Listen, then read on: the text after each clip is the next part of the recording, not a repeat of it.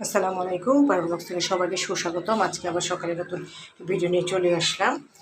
সবাই ভালো আছেন? আজকে যে কাঁকরোল ভাজি করলাম, লতি রান্না করলাম, রোস্ট বানিয়েছে, কালকের মুরগির মাংস ছিল, কচু শাক ভাজি, ডাল, ভেন্ডি দিয়ে মাছের তরকারি, মাছ ভাজি আর ডিম ভাজি, মাছের ডিম দিয়ে করেছি। কালকের মাছের তরকারি ছিল, ভাত। এই হলো আজকের খাওয়া দাওয়া। সবাই ভালো থাকুন, সুস্থ থাকুন, নিরাপদে থাকুন। পারবেন ব্লগসের পাশেই থাকুন। লাইক, কমেন্ট, শেয়ার এবং সাবস্ক্রাইব করে দেন। বেল আইকনটি ক্লিক করে দেন।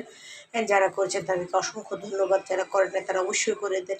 আমার জন্য দোয়া করবেন। আমার পারবেন ব্লগসের পাশেই থাকবেন। লাইক, কমেন্ট, শেয়ার এবং সাবস্ক্রাইব করে দেবেন। আজকের রান্নাবান্নায় কাঁকরোল ভাজি, লতার তরকারি, রোস্ট, কালকের মুরগির মাংস, কচু শাক ভাজি, ডাল, ভাত, ভেন্ডি দিয়ে মাছ, আগের কালকে মাছের তরকারি, আর মাছ ভাজি, ডিম ভাজি।